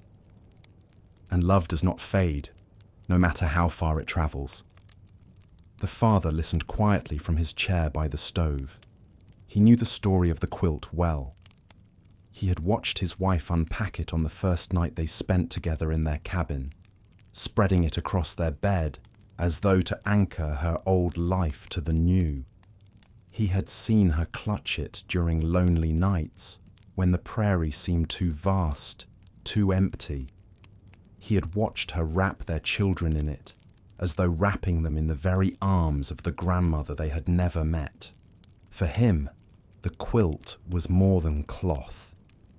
It was proof that life was carried forward, not just in bodies and blood, but in stitches, in memory, in the things made with love. The children began to ask for the story of the quilt often, and their mother obliged, telling them tales of her childhood home.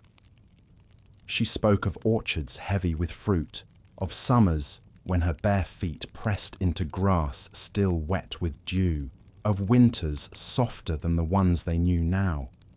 She told them of her mother, who sang as she stitched, whose laughter warmed the house more than any fire. The children listened wide-eyed, as though hearing a fairy tale. They could not imagine orchards heavy with apples, or winters that did not bite through every seam. But they could imagine the hands that stitched the quilt, the same hands that once braided their mother's hair, that once pressed bread into an oven, that once folded this very quilt and passed it on with love. In the long nights, the children whispered beneath its faded squares, wondering which patch might carry the most warmth, which piece of fabric had seen the happiest days. They ran their fingers along the seams, tracing the careful stitches, marveling that something so fragile could endure so long. One evening, when the fire burned low, the boy asked, "Will Mama make us a quilt too?" His mother's hands stilled on her knitting needles. She looked at him for a long moment, then smiled faintly. Perhaps. With time. Quilts are not made in a day, you know. They take patience. The girl piped up. "Can you teach me?" The mother's smile deepened. "Yes, little one. One day, when the weather warms and we have scraps to spare, I will teach you. And when you are grown, you will have your own quilt to carry with you, just as I did." The children beamed at this promise, their eyes glowing in the firelight. The father said nothing, but his heart stirred. He knew well that scraps were few, fabric precious, and time always swallowed by the endless tasks of survival. Yet he also knew that his wife would find a way. For what she promised her children, she always kept. That night, as the wind howled and snow pressed heavy against the walls, the quilt lay across the children, binding them not only to warmth, but to a lineage of love. In its seams was a history larger than the prairie, larger than the winter. It carried with it the touch of a grandmother, the memories of another home, the resilience of generations. And though hunger gnawed, though the fire needed feeding, though storms threatened from every horizon, the quilt whispered softly in its own way, "You are not alone. You are carried. You are loved." The prairie had many faces in winter, but none so haunting as the nights when the moon rose full over the snow. Its pale light spread across the frozen land until every drift shimmered like glass, every shadow stretched long and blue. To stand outside beneath that light was to feel both awe and loneliness, as though the earth had turned into a world of ice, silent and endless, with the moon as its only witness. The children called it the ice moon. When it rose, they pressed their noses to the window, their eyes wide at the glow. "It looks like day," the boy whispered once, his breath fogging the glass. "Day without warmth," the girl answered, shivering despite the fire. Their father often stepped out on such nights, pulling his coat close, listening to the groan of the snow under his boots. He would stand for long moments, staring at the horizon, measuring the weight of the cold against the strength of his family's endurance. The moonlight reflected in his eyes, filling them with a strange mix of sorrow and determination. One such night, the family sat huddled near the stove, the wind soft for once, the world outside calm and glowing. The children had drifted to sleep, their bodies curled beneath quilts and buffalo hides. The firelight danced across their peaceful faces, while beyond the window the snow glowed faintly blue. The mother watched her children for a while, then turned to her husband. Her voice was quiet, steady, carrying the weight of memory. "Do you remember my grandmother's story of the winter she called the cruelest one?" He nodded. She had told it before, though never with such heaviness. She said the snow never stopped. Day after day, it fell until barns collapsed, until they tunneled paths just to reach the well. They lived on turnips and thin broth, their bodies worn to bone. But she survived. She told me that what kept her alive was not food, not fire, but love. The father's eyes softened. "And you believe that?" She looked at the children again, her hand resting gently on the quilt that covered them. "I do. Because I feel it. Every day. When I see them breathe. When I hear their laughter, faint though it is now. Love holds us as surely as fire." The father reached for her hand. Their fingers intertwined, rough and chapped, yet warm. They sat in silence, listening to the slow crackle of the fire, the faint sigh of the wind, the deep hush of the world beneath the ice moon. Later that night, when the children stirred and asked for a story, the mother told them one she had carried for years. "It was the coldest winter my grandmother had ever seen," she began softly. "The snow buried the fences, the roof sagged with ice. But each night she would sit by her fire and remember the man she loved, your great-grandfather, who had gone to war and had not yet returned. She told herself that if she could endure the cold, then surely he could endure his battles, and they would see each other again. It was love that kept her hands moving, splitting wood, feeding the stove, stirring the pot. It was love that carried her through the nights." The children listened with wide eyes, their faces glowing in the firelight. The girl asked, "Did he come back?" Her mother smiled gently. "Yes." And together they saw the spring again. Together they planted new seeds. Together they built a home stronger than the one the snow had tried to crush. They lived because love did not let them give up. The boy tucked the quilt closer under his chin, whispering, "Then we'll live too." "Yes," his mother said firmly. "We will." The father leaned back in his chair, gazing at the moonlight spilling through the frosted window. The story reminded him of his own youth, of hardships he had thought impossible to bear at the time, yet had endured. He knew then that winter was not only a season of trial, it was also a season of remembrance, of stories passed down like torches to light the way. The children drifted to sleep, their dreams softened by the tale. The mother and father remained awake a while longer, whispering quietly about summers yet to come, about planting corn, about hearing the creek run again, about berries staining their children's fingers red. At last, the father rose and stepped outside. The cold bit hard, but the beauty of the ice moon was too much to ignore. The world gleamed like crystal, every drift shining, every tree cloaked in silver. The silence was absolute, yet not empty. It was the kind of silence that seemed to hum with life, hidden beneath snow, waiting for the thaw. He closed his eyes and breathed deeply, his chest filling with air so cold it burned. He thought of his wife's grandmother, of her words about love enduring longer than fire. He thought of his own children, their small bodies curled beneath the quilt.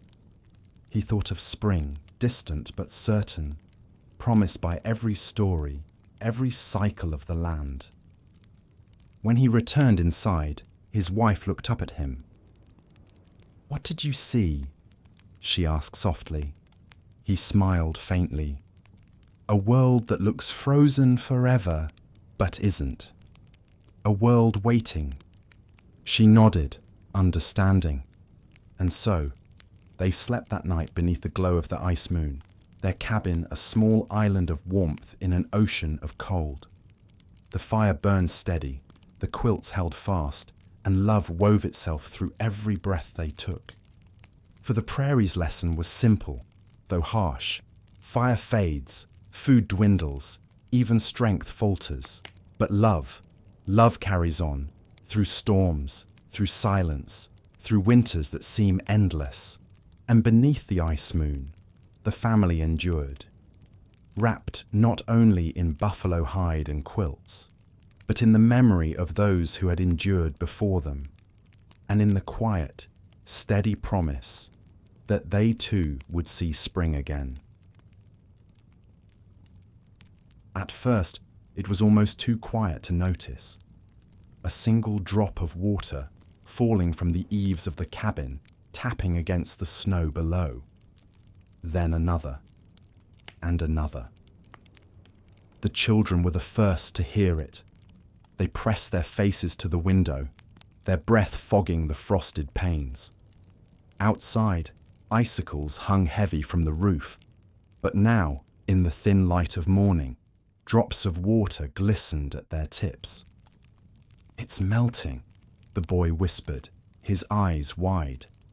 His sister clapped her hands softly. "The thaw is coming." Their parents exchanged a glance, hope stirring in their eyes, though tempered by caution. The prairie had fooled them before, days of false warmth followed by storms that returned with vengeance. But still, the sound of dripping water was a song they had longed to hear, and it filled the cabin with quiet joy. In the days that followed, the change grew undeniable. The sun climbed higher, its pale light gaining strength. Snow that had lain heavy for months began to sink, pressed down into slush. The frozen creek cracked and groaned, its surface darkening, until at last water whispered beneath the ice. The father returned one afternoon with mud clinging to his boots instead of snow. He set them by the stove, shaking his head in wonder. "The earth is waking," he murmured. The children begged to play outside, and though the ground was still cold and wet, their mother allowed it. They stomped through puddles, laughed at the way the snow collapsed under their feet, and tilted their heads back to feel the weak warmth of the sun on their faces. Their laughter rose into the air, mingling with the sound of dripping water and the distant creak of thawing trees. Inside, the cabin felt different too. The stove, though still fed daily, no longer roared with the same urgency. The family could step away from its heat without shivering instantly. The windows, once opaque with frost, began to clear, revealing glimpses of a horizon softened by mist. Food, though still scarce, seemed less ominous with the promise of spring. The father spoke of hunting once the trails cleared, of fishing in the creek once the ice broke. The mother spoke of planting seeds, her hands already itching to turn soil. The children dreamed aloud of berries, of bread warm from the oven, of meadows green and alive with insects. One evening, as the sun dipped low and the sky glowed faintly pink, the family stepped outside together. The snow still stretched wide, but its surface glittered with rivulets of water, small streams cutting paths down the slope.